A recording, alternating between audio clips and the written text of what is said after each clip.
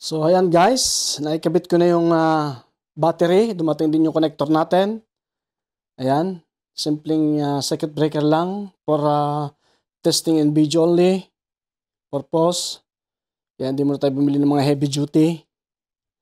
Yan, with the 2 AWG na battery cable. Ayan siya.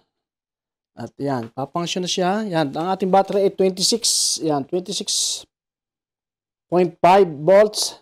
At ang kanyang output ay 230 volt. Wala pa tayong load. Yan, wala pa siyang load. At saka hindi ko muna isinaksak sa grid. Gusto kong testing natin muna yung load ng battery. So ayan. Simpleng connection lang. Tingnan natin kung hindi umiinit. Hindi ba ito init dahil wala pa namang masyadong load. Ayan. Tulad ng sinabi ko, ito temporary lang yung linya na yan dahil maliit lang. Ito yung sa out.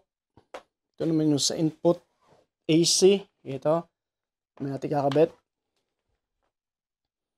Tingnan muna natin kung ano yung magiging performance itong battery.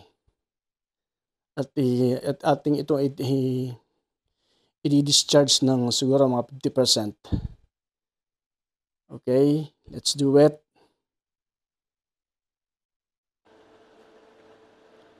At ito nga pala yung breaker ko.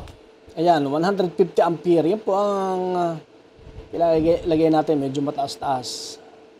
At yan ang allowed talagang maximum na ampere na kailangan niya. Ayan siya. Pero bibili din tayo ng double pole breaker. Mas maganda yung ganon. Kaysa dyan sa isa lang. Yan, lagyan natin siya ng load. Okay. Oops. Itong aking lampshade. Ayan. Tsaka itong electric pa natin.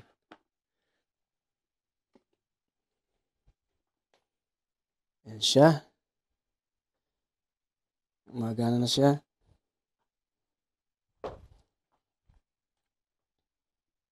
Ayan. Battery lang yung sa battery lang siya kumukuha ng output.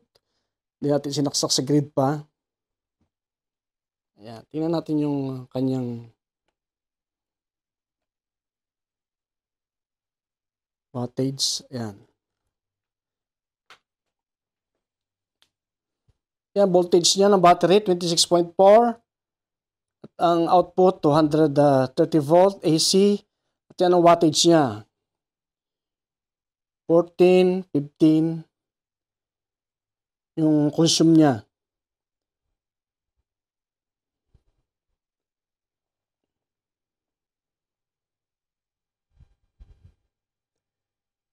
Yan siya.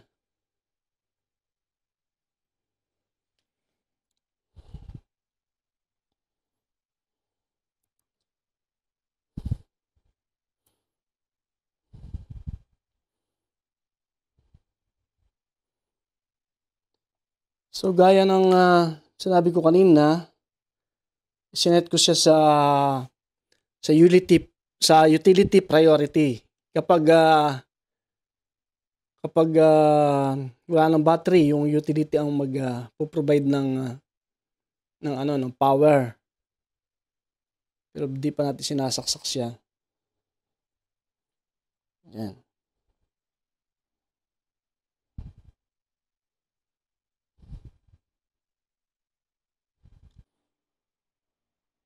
So ayan, nakailang minuto na. Pero 26.4 pa rin. Kasi ito lang naman yung load natin, 20 watts. Kasi maliit tong ating cable, ating output cable. Ibili pa tayo ng medyo malaki-laki. Kaya hindi natin maloadan ng sobrang taas na wattage ang loads niya. Baka kasi mag-init yung kanyang wire. Ang ano kasi, ang nakalagay kasi dapat 12 AW ang mailagay. Yan. Ang ating sulat yung ampere meter para makita natin ang ampere. Yan. Magana naman siya. Nag-i-invert siya ng DC to AC. Yan ang mahalaga. Yan.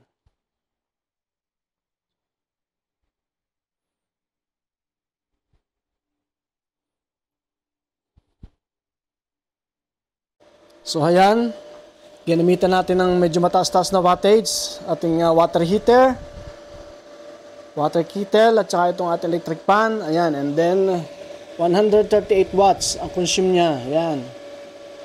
At ang battery niya ay 25.4 DC volt.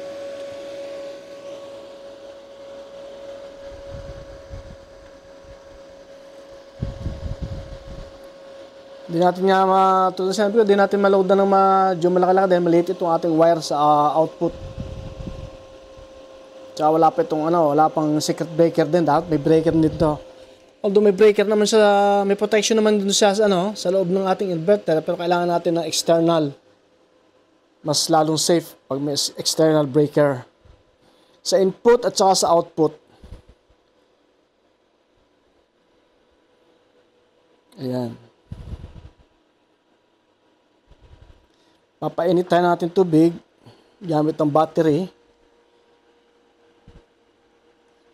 Ayan. Okay naman siya.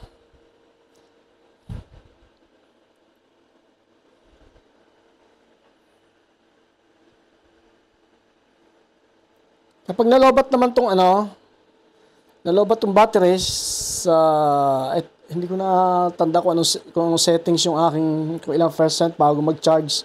Sasaksak natin sa grid para mag-charge siya. Ayan, pero nasa 25.3 pa lang siya, oh.